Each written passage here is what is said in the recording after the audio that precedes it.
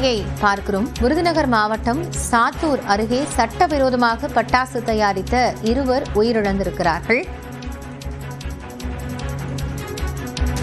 மேட்டுப்பட்டியில் சரவணன் என்பவருக்கு சொந்தமான தோட்டத்தில் பட்டாசு தயாரிப்பில் ஈடுபட்டிருந்த போது விபத்து ஏற்பட்டிருக்கிறது. கூடுதல் தகவல்களோடு செய்தியாளர் கணேஷ்குமார் இணைகிறார். அவரிடம் பேசலாம். கணேஷ்குமார், இது குறித்த விவரம் என்ன?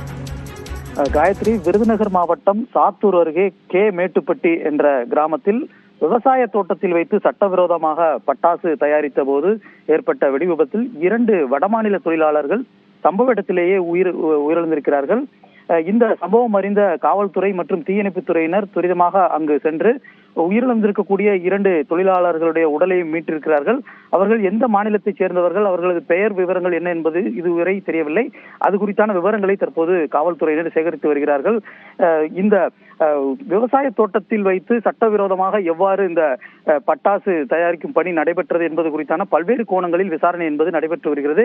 இங்கு பட்டாசு மட்டுமல்லாமல் பட்டாசு தயாரிக்க பயன்படுத்தக்கூடிய கருந்திரிகளும் இயந்திரம் மூலமாக தயாரிக்கப்பட்டு வந்திருக்கிறது. அப்போதுதான் இயந்திரத்தில் உராய்வு ஏற்பட்டதன் காரணமாக இந்த வெடி விபத்து என்பது இருப்பது முதல் கட்ட விசாரணையில் தெரிய வந்திருக்கிறது. இந்த சம்பவம் தொடர்பாக இந்த விவசாய தோட்டத்தில் சட்டவிரோதமாக பட்டாசு தயாரிப்பில் ஈடுபட்டிருக்கக்கூடிய விவசாய தோட்ட உரிமையாளர் கண்ணன் மீது வழக்கு பதிவு செய்து தற்போது தீவிரமாக விசாரணை என்பது நடைபெற்று வருகிறது. விவசாய தோட்டத்தில் வைத்து சட்டவிரோதமாக பட்டாசு தயாரித்து 2 வடமாநில தொழிலாளர்கள் உயிரிழந்திருக்கக்கூடிய சம்பவம் என்பது விருதுநகர் மாவட்ட பட்டாசு உற்பத்தியாளர்கள் மற்றும் தொழிலாளர்கள் மத்தியில் பெரும் அதிர்ச்சியை ஏற்படுத்தியிருக்கிறது.